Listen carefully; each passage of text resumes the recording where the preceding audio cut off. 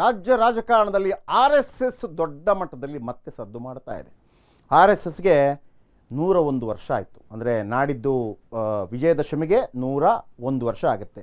1925ಕ್ಕೆ ಸ್ಥಾಪನೆಯಾಗಿತ್ತು ವಿಜಯದಶಮಿಯಂದು. ಈಗ 2025ಕ್ಕೆ 100 ವರ್ಷ ಆಗಿತ್ತು, 101ನೇ ವರ್ಷ. ಯಾವಾಗ ಪ್ರಿಯಾಂಕ್ ಖರ್ಗೆ ಅವರು ರಿಜಿಸ್ಟ್ರೇಷನ್ ಆಗಿಲ್ಲ, ರಿಜಿಸ್ಟ್ರೇಷನ್ ಮಾಡಿಕೊಳ್ಳಿ ಅಂತ ಹೇಳಿದರು, ಅಲ್ಲಿಂದ ಬೆಂಕಿ ಹತ್ಕೊಂಡಿದೆ. ಪ್ರಿಯಾಂಕ್ ಖರ್ಗೆ ಅಂತೂ ಸಂಘದ ವಿರುದ್ಧ ಸಮರ ಸಾರಿದ್ದಾರೆ. ಇದರ ಮಧ್ಯೆ ಖರ್ಗೆ ಕುಟುಂಬದ ಬಗ್ಗೆ BL ಸಂತೋಷ್ ಹೊಸ ಬಾಂಬ್ ಸಿಡಿಸಿದ್ದಾರೆ.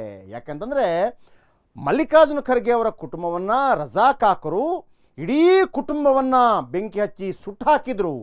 ಅವರ ತಾಯಿ ಕಣ್ಣೆದುರಲ್ಲೇ ಸುಟ್ಟು ಹೋದರು. ಮಲ್ಲಿಕಾರ್ಜುನ ಖರ್ಗೆ ಅವರ ತಂದೆ ಆ ಪುಟ್ಟ ಬಾಲಕ, ಮಲ್ಲಿಕಾರ್ಜುನ ಖರ್ಗೆ ಅವರ ಪುಟ್ಟ ಬಾಲಕ, ಅವರನ್ನು ಕರ್ಕೊಂಬಂದರು ಕಲಬುರಗಿಗೆ. ಆ ರಜಾಕಾಕರ ದಾಳಿಯಿಂದ ರಕ್ಷಣೆ ಮಾಡಿದ್ದು ಯಾರು? RSS ಕಾರ್ಯಕರ್ತರು ಅಂತ BL ಸಂತೋಷ್ ಹೇಳ್ತಾ ಇದ್ದಾರೆ. ಇದಕ್ಕೆ ಉತ್ತರ ಕೊಟ್ಟರು ಯಾರು?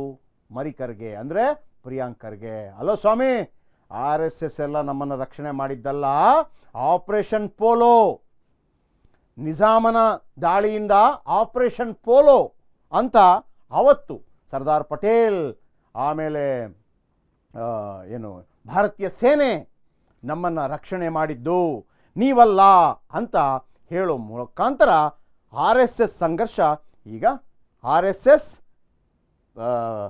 ಪ್ರಿಯಾಂಕ್ ಖರ್ಗೆ ನಡುವಿನ ಸಂಘರ್ಷ ತಾರಕಕ್ಕೇರಿದೆ.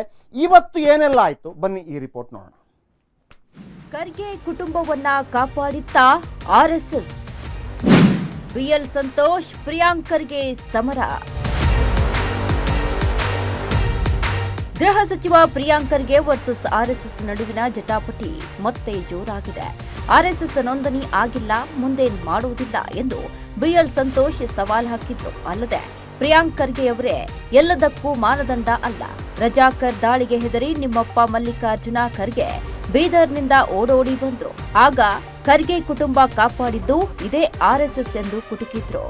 ಯಾವ ರಾಜ್ಯಸಭೆಯ ವಿರೋಧ ಪಕ್ಷದ ನಾಯಕರು ಮಲ್ಲಿಕಾರ್ಜುನ ಖರ್ಗೆ ಇಡೀ ಕುಟುಂಬ ಹೈದರಾಬಾದಿನ ರಜಾಕಾರರ ಹಲ್ಲೆಯನ್ನ ಎದುರಿಸಿ ಗುಲ್ಬರ್ಗ ಕಡೆ ಓಡ್ ಬಂತು. ಆ ರಜಾಕಾರರನ್ನ ಎದುರಿಸಿದ್ದು RSS ಅವರೇ. ನಾನು ಗೃಹ ಮಂತ್ರಿಗಳಿಗೆ ಹೇಳ್ತೀನಿ, ನಿಮ್ ಪೊಲೀಸ್ದವರು ಅಲ್ಲ, ನಿಮ್ಮ ವಂಶಸ್ಥರು ಅಲ್ಲ.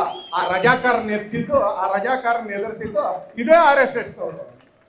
ರಜಾಕರರ ವಿರುದ್ಧ ಹೋರಾಡಿದ್ದೇ ನಮ್ಮ ಸಂಘ. ನಿಮ್ ಕುಟುಂಬ ಓಡ್ ಬಂತು ಗುಲ್ಬರ್ಗಕ್ಕೆ, ನೀವು ಇಂದ ಗ್ರಾಮದಿಂದ ಕುಟುಂಬ ಓಡ್ ಬಂತು, ನಿಮ್ಮ ಅಪ್ಪ ಹುಟ್ಟ ಬಟ್ಟೆಯಲ್ಲಿ ಓಡಬೇಕಾಗಿ ಬಂತು ಅಂತ ಓಡ್ ಬರ್ಬೇಕಾಗಿ ಬಂತು. ಇವತ್ತು ಸಂಘದ ಬಗ್ಗೆ ಬಿಟ್ಟು ತೋರಿಸ್ತೀರಿ. ಅದೇ ಸಂಘ ರಜಾಕಾರರ ವಿರುದ್ಧ ಹೋರಾಡಿದ್ದು, ಅದೇ ಸಂಘ ವಿಭಜನೆಯಲ್ಲಿ ಹಿಂದೂಗಳಿಗೆ ಧೈರ್ಯಕ್ಕೆ ಅಂತ ನಿಂತ್ಕೊಂಡಿದ್ದು, ಹಿಂದೂಗಳಿಗೆ ಧೈರ್ಯಕ್ಕೆ ಅಂತ ನಿಂತ್ಕೊಂಡಿತ್ತು ಅಂತಾರೆ. ಆ ಪೊಲೀಸರು ಸಹಾಯಕ್ಕೆ ಬರಲಿಲ್ಲ, ರಾಜಕೀಯದವರು ಸಹಾಯಕ್ಕೆ ಬರಲಿಲ್ಲ. ಸಣ್ಣ ಸಣ್ಣ ಹುಡುಗರು RSS ಕಾರ್ಯಕರ್ತರು, ಸಣ್ಣ ಸಣ್ಣ ಕಾರ್ಯಕರ್ತರು ತಾವು ಎಲ್ಲೆಲ್ಲಿದೀವೋ ಅಲ್ಲೆಲ್ಲ ಹಿಂದೂಗಳನ್ನ ರಕ್ಷಣೆ ಮಾಡಿದ್ರು. ಹಿಂದೂಗಳನ್ನ ಅತ್ಯಂತ ಜೋಪಾನವಾಗಿ ಎಲ್ಲಿ ಬದುಕ್ಬೋದ ಆ ಜಾಗದಕ್ಕೆ ಕರ್ಕೊಂಡ್ಬಂದ್ರು. ಅಂದು ಕಾಪಾಡಿದ್ದು RSS ಅಲ್ಲ, ಆರ್ಮಿ. ಸಂತೋಷ್ ಮಾತಿಗೆ ಪ್ರಿಯಾಂಕ್ ಖರ್ಗೆ ಟಕ್ಕರ್. BL ಸಂತೋಷ್ಗೆ ಪ್ರಿಯಾಂಕ್ ಖರ್ಗೆ ಪ್ರತಿ ಸವಾಲ್ ಹಾಕಿದ್ದಾರೆ. ಮುಂದೆ ನೋಡೋಣ ಅಂದಿದ್ದಾರೆ. ಅಲ್ಲದೆ ನಮ್ಮ ಫ್ಯಾಮಿಲಿಯನ್ನ ರಕ್ಷಿಸಿದ್ದು ಸೇನೆಯವರು, RSS ಅಲ್ಲ, ಖರ್ಗೆ ತಿರುಗೇಟು ನೀಡಿದ್ದಾರೆ. BL ಸಂತೋಷ್ ಅವರಿಗೆ ಇತಿಹಾಸ ಗೊತ್ತಿಲ್ಲ. ಖರ್ಗೆ ಕುಟುಂಬ ಬೀದರ್ನಿಂದ ಬಂದಾಗ RSS ಕಾರ್ಯಕರ್ತರು ರಕ್ಷಣೆ ಮಾಡಿದ್ದಾರೆ ಎಂದು ಹೇಳಿದ್ದಾರೆ. ನಮ್ದು ಬಿಡಿ, ಇವರು ಯಾವ ಸ್ವಾತಂತ್ರ್ಯ ಹೋರಾಟದಲ್ಲಿ ಪಾಲ್ಗೊಂಡಿದ್ದಾರೆ? ಒಂದು 5 ಜನ RSS ನಾಯಕರ ಹೆಸರು ಹೇಳಲಿ ನೋಡೋಣ. ಪ್ರಿಯಾಂಕ್ ಖರ್ಗೆ RSS ವಿರುದ್ಧ ಸಮರ ಸಾರಿತು. ಅದು ಎಲ್ಲಿಗೆ ಹೋಗಿ ನಿಲ್ಲುತ್ತೋ ಕಾದು ನೋಡಬೇಕಿದೆ. Bureau report, Ashwavega news. ನೋಡಿ, ಮಲ್ಲಿಕಾರ್ಜುನ ಖರ್ಗೆ ಹಿರಿಯರಿದ್ದಾರೆ, AICC ಅಧ್ಯಕ್ಷರಾಗಿದ್ದಾರೆ, ಮುಖ್ಯಮಂತ್ರಿ ಆಗುವಂಥ ಎಲ್ಲ ಅರ್ಹತೆ ಅವರಿಗಿದೆ. ಅವಕಾಶ ಸಿಗಲಿಲ್ಲ.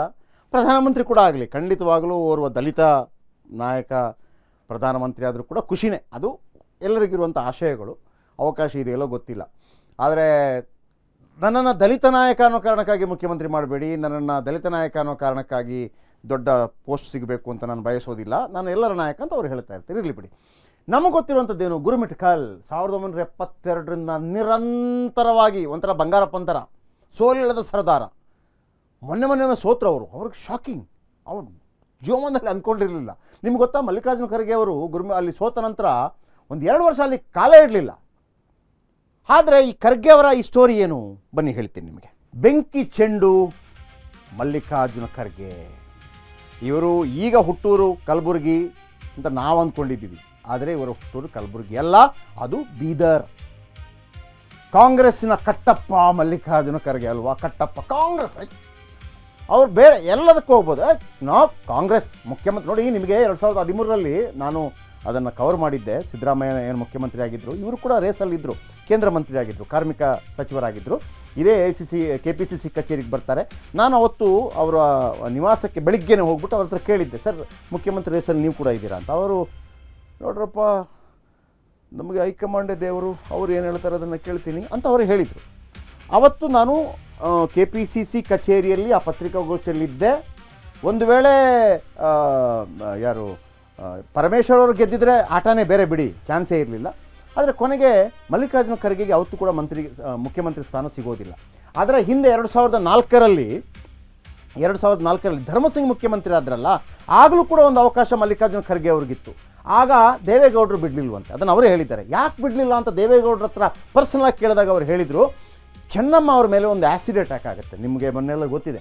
ಆ್ಯಸಿಡ್ ಅಟ್ಯಾಕ್ ಆದಂಥ ಸಂದರ್ಭದಲ್ಲಿ SM ಕೃಷ್ಣ ಗೌರ್ಮೆಂಟಲ್ಲಿ ಇದೇ ಮಲ್ಲಿಕಾರ್ಜುನ ಖರ್ಗೆ ಅವರು ಗೃಹ ಮಂತ್ರಿ ಆಗಿದ್ದರು.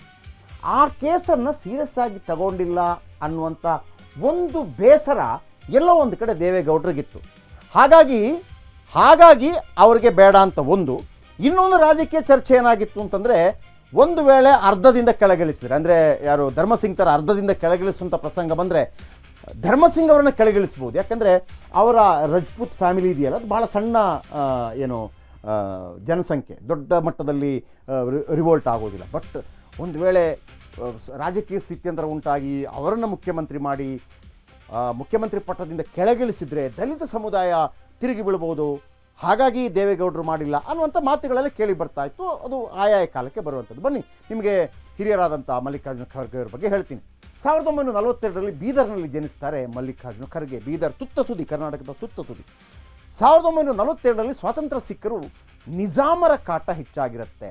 ನಮಗೆ ಸ್ವಾತಂತ್ರ್ಯ ಸಿಕ್ಕಿರುತ್ತೆ ನಿಜ, ಬ್ರಿಟಿಷರು ಏನು ಹೇಳಿರ್ತಾರೆ ನಮಗೆ, ನೋಡ್ರಪ್ಪ ನಮ್ಮಲ್ಲಿ 500ಕ್ಕಿಂತಲೂ ಹೆಚ್ಚು ರಾಜರಿರ್ತಾರೆ, ತುಂಡರಸರು ಅಂತ ಹೇಳ್ತಾರೆ.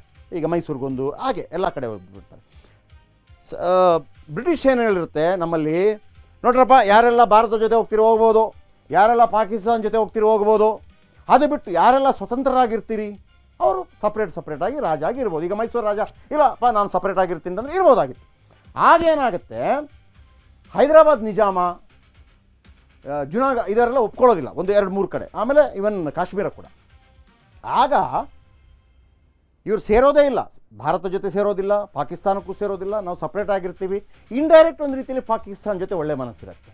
ಆಗ ಸರ್ದಾರ್ ಪಟೇಲ್ ಏನು ಮಾಡ್ತಾರೆ, ಸೈನ್ಯವನ್ನು ಕಳಿಸಿ ಸರೆಂಡರ್ ಆಗಲೇಬೇಕು ಅಂತ ಹೇಳಿದ ಕಾರಣಕ್ಕಾಗಿ ಸರೆಂಡರ್ ಆಗ್ತಾರೆ. ಆದರೆ ಆ ನಿಜಾಮನ ಬಳಿ, ಹೈದರಾಬಾದ್ ನಿಜಾಮನ ಬಳಿ ಒಂದು ದೊಡ್ಡ, ನೀವು ಏನು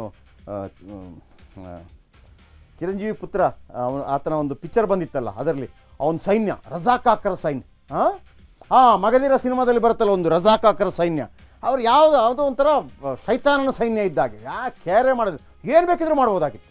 ಆ ಥರ ಅವರ ಅಟ್ಟಹಾಸ. ನಿಜಾಮನ ಸೈನ್ಯ ಮನೆಯನ್ನು ಸುಡೋದು, ಅತ್ಯಾಚಾರ ಮಾಡೋದು, ದರೋಡೆ ಮಾಡೋದು ಎಲ್ಲ ಆಗ್ತಾಯಿತ್ತು. ಅದರ ಬೇನೆಯನ್ನು ಅನುಭವಿಸಿದವರು ಆ ಸೈನ್ಯ ವರ್ಗ ಅಲ್ಲಿ ಯಾರೆಲ್ಲ ವಾಸ ಮಾಡ್ತಾಯಿದ್ರು ಆ ಗುಡಿಸಲಿಗೂ ಕೊಳ್ಳಿ ಇಡ್ತಾಯಿತ್ತು. ಆ ರಜಾಕಾಕರ ಸೈನ್ಯ ಇದೆಯಲ್ಲ, ಕುದುರೆಯಲ್ಲಿ ಬರೋದು, ಅದ ಹೊಡೆಯೋದು, ಈ ನಾವು ಶೋಲೆ ಪಿಕ್ಚರೆಲ್ಲ ನೋಡ್ತೀವಲ್ಲ ಆ ಥರ ಬರೋದು, ಕೊಳ್ಳಿ ಇಡೋದು, ಸಾಯಿಸೋದು, ಓಡಿಸೋದು, ರೇಪ್ ಎಲ್ಲ ಆಗ್ತಿತ್ತು. ಹಾಗೆ ಬೆಂಕಿ ಇಟ್ಟ ಮನೆ ಯಾರ್ದು? ಮಲ್ಲಿಕಾರ್ಜುನ ಖರ್ಗೆ ಅವರ ತವರು ಮನೆ, ಅಂದರೆ ತಂದೆ ಮನೆ, ಹುಟ್ಟಿದ ಮನೆ. ಮಲ್ಲಿಕಾರ್ಜುನ ಖರ್ಗೆ ಸಣ್ಣ ಹುಡುಗ, 42ರಲ್ಲಿ ಹುಟ್ಟಿದ್ದು. 47 ಅಂದರೆ ಎಷ್ಟು ವರ್ಷ ಆಯಿತು? 5 ವರ್ಷ ಸಣ್ಣ ಹುಡುಗ, ಇನ್ನು ಸ್ಕೂಲ್ಗೆ ಸೇರಿಲ್ಲ, ಎಲ್ಲ ಆಟ ಆಡ್ಕೊಂಡಿರ್ತಾರೆ. ಮಲ್ಲಿಕಾರ್ಜುನ ಖರ್ಗೆ ಅವರ ಎಲ್ಲ ಕುಟುಂಬಸ್ಥರು ತಾಯಿ ಸಮೇತರಾಗಿ ಆ ಗುಡಿಸಲಲ್ಲಿ ಸತ್ತೋಗ್ಬಿಡ್ತಾರೆ. ಏನು ಬೆಂಕಿ ಇಡ್ತಾರೆ, ಅವರ ಕುಟುಂಬಸ್ಥರು ಅಕ್ಕ ತಂಗಿ ಎಲ್ಲ ಇರ್ತಾರೆ, ಅವರು ಮತ್ತು ತಾಯಿ ಸತ್ತೋಗ್ಬಿಡ್ತಾರೆ. ಇವರ ತಂದೆ ಮಾಪಣ್ಣ ಖರ್ಗೆ ಇರ್ತಾರೆ, ಅವರೆಲ್ಲ ಹೊರಗಡೆ ಹೋಗಿರ್ತಾರೆ, ಬರ್ತಾರೆ, ನೋಡ್ತಾರೆ. ಆ ಪುಟ್ಟ ಮಗುವನ್ನು ಈಗ ಬಿ ಎಲ್ ಸಂತೋಷ್ ಅವರು ಹೇಳಿದ್ರಲ್ಲ, ಅಂದರೆ ಹುಟ್ಟುಡುಗೆಯಲ್ಲೇ ಅಂದರೆ ಏನು ಚಡ್ಡಿ ಗಿಡ್ಡಿ ಹಾಕ್ಕೊಂಡಿದ್ರು ಹಾಗೆ ಎತ್ತಾಕೊಂಬಂದ್ಬಿಟ್ರು ಮಗುನನ್ನು. ಅಲ್ಲಿಂದ ಓಡಿ ಕಲಬುರಗಿಗೆ ಬರ್ತಾರೆ. ಆಯಿತಾ, 1942ರಲ್ಲಿ ಹುಟ್ಟಿದ್ದು, 47ರಲ್ಲಿ ಬರ್ತಾರೆ ನೋಡಿ. 42, 52, 62, 72, 30ನೇ ವರ್ಷದಲ್ಲಿ ನೋಡಿ ಅಲ್ಲಿ ನಾಯಕ ಆಗ್ತಾರೆ ಅವರು. ಎಲ್ಲಿ? ಗುರುಮಿಟ್ಕಲ್ನಲ್ಲಿ, ಕಲಬುರಗಿಯ ಗುರುಮಿಟ್ಕಲ್ನಲ್ಲಿ 1972ರಲ್ಲಿ ಗುರುಮಿಟ್ಕಲ್ನಲ್ಲಿ ಗೆಲ್ತಾರೆ, ಶಾಸಕರಾಗ್ತಾರೆ. ಶಾಸಕ ಅಂದರೆ ಏನು ರೀ, ಅಂಥ ಶಾಸಕ 3 ಸಲ 4 ಸಲ ಅಲ್ಲ, 72ರಿಂದ 2008ರವರೆಗೆ ಸತತ 9 ಬಾರಿ ಸೋಲ್ಸೋರೇ ಇಲ್ಲ. ಸೋಲಿಲ್ಲದ ಸರದಾರ ಮಲ್ಲಿಕಾರ್ಜುನ್ ಖರ್ಗೆ ಗೆಲ್ತಾ ಗೆಲ್ತಾ ಗೆಲ್ತಾ ಗೆಲ್ತಾ ಬರ್ತಾರೆ. ಇವತ್ತು ಈ ಸ್ಟೋರಿ ಯಾಕೆ ಬಂತು ಅಂತಂದರೆ, RSS RSS ರಿಜಿಸ್ಟ್ರೇಷನ್ ಆಗಬೇಕು. ಅದರ ಜೊತೆಗೆ ಆ ರಿಜಿಸ್ಟ್ರೇಷನ್ ಮಾಡೋಕ್ಕಾಗೋದಿಲ್ವಾ, ಯಾವುದೇ ಕಾರ್ಯಕ್ರಮಗಳನ್ನು ಶಾಲೆ ದೇವಸ್ಥಾನ ಆವರಣದಲ್ಲಿ ಮಾಡಬೇಕು ಅಂತಂದರೆ ಪರ್ಮಿಷನ್ ತಗೊಳ್ಬೇಕು ಅಂತ ಒಂದು ಹೊಸ ರೂಲ್ಸ್ಗಳು ಬಂದ ಕಾರಣಕ್ಕಾಗಿ BL ಸಂತೋಷ್ ಹೇಳಿದ್ರು, ನೋಡಿ ಪ್ರಿಯಾಂಕ್ ಖರ್ಗೆ ಅವರೇ, ಇಷ್ಟೆಲ್ಲ ಮಾತಾಡ್ತೀರಿ RSS ಬಗ್ಗೆ, RSS ರಿಜಿಸ್ಟ್ರೇಷನ್ ಮಾಡ್ಕೊಳ್ಳೋದಿಲ್ಲ ಅದೊಂದು ವಿಚಾರ ಬೇರೆ, ನಿಮ್ಮ ತಂದೆಯನ್ನು ರಜಾಕಾಕರಿಂದ ರಕ್ಷಣೆ ಮಾಡಿದ್ದೆ RSS ಅಂತ ಅವರ ವಾದ. ನೀವೆಲ್ಲ ರಕ್ಷಣೆ ಮಾಡಿದ್ದಲ್ಲ ರೀ, ಆಪರೇಷನ್ ಪೋಲೋ ಮತ್ತು ಭಾರತೀಯ ಸೇನೆ ನಮ್ಮನ್ನು ರಕ್ಷಣೆ ಮಾಡಿದ್ದು ಅಂತ ಹೇಳಿ ಪ್ರಿಯಾಂಕ್ ಖರ್ಗೆ. ಇದು ಎಲ್ಲಿ ತನಕ ಬಂದಿಲ್ಲತ್ತೆ ಕಾದ್ ನೋಡಿ.